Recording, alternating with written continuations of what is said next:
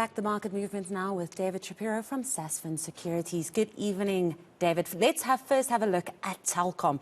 Their shares were up today after they reported a pickup in performance for the first quarter to end June. Yeah, it's unexpected. I think there might be some method behind it. I know that they're looking for a suitor and want to push the model. They've rejected a couple of offers, but I must admit that looking at the numbers, they're certainly moving in the right direction. I think the biggest problem, Melissa, is that they still have their legacy issues. They still got the fixed line business, which provides a drag, but they've got to grow the other areas in order to make this less of a problem in the future. But I must say encouraging. I thought the market would respond a little more aggressively, but they ended up 2%, so I suppose that's okay. And MTN Group also released results today. They are expecting an increase in earnings, but it's still less than what they were expecting. The reasons they give is hyperinflation and foreign exchange losses in West Africa. Could you just explain this to us? Well, foreign exchange losses we know, especially being a rand, but in this case, it acted against us. All it means is that the areas in which they're operating in West Africa, the currency against the rand depreciated. Therefore, on conversion, you get lesser amount.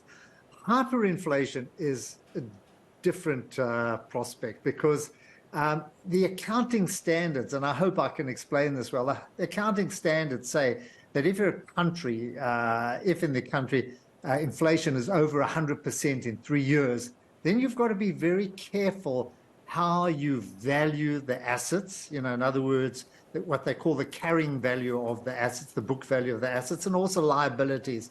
And of course, it's going to distort the amounts you receive because, in a hyperinflation world, you're going to start pushing up your revenue, you're going to push up prices, but against that, you've got increased costs. So it's a very distorting, it can be very distorting on accounts, and therefore, for MTN to bring it into its group accounts, it's got to be careful and treat it with care.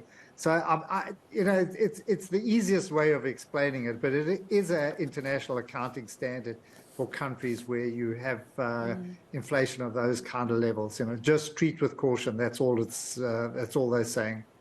Let's come back home, and the owner of Eastgate and Sandton City, they've seen an improvement in their hospitality and retail portfolio. So that's some good news. That is good news. No, I'm surprised because if you look at Eastgate, Sandton City, you look at Mandela Square and all of that, there's some very good results. I think what concerns me is that they've taken the share off the market.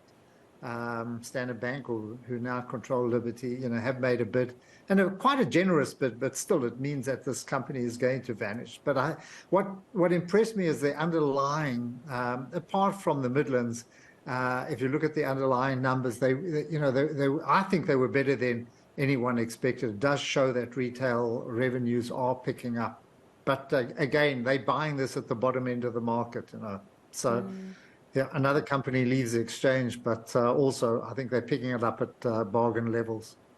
Let's look at the rand. It's lost quite a bit of its gains from last week. Yeah, that was expected.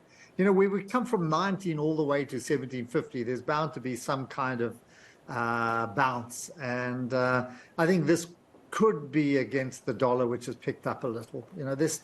It's still trying to find its level. I'm in the camp that believes that we're going to see better global markets.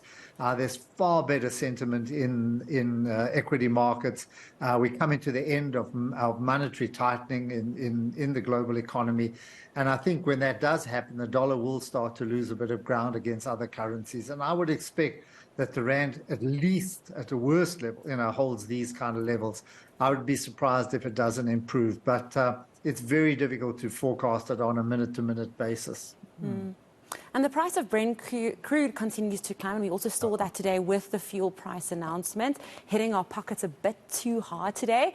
But why is it that the Brent crude continues to climb, and what could this mean for next month's price? I think you mentioned it in your introduction. It is that the world economy is strengthening a little. Certainly, the OPEC is holding back on production. The Americans as well, they're not fracking anymore. So I think there's a concern that there's tightness in the market. It's a worry. And I tell you why it's a worry is that it's inflationary, and we don't want that oil price to keep going up because it's going to affect inflation in South Africa and globally. And we're coming to the period, where inflation is starting to fall. So the last thing we want is in America for gas, which is petrol prices, to go up, and for our prices up. So for me, it's a concern. I wouldn't like to see this heading towards the, I'm talking Brent, heading towards the 90 level. So watch with care. Thank you so much, David, for your time tonight. And that was David Shapiro from Sasfin Securities.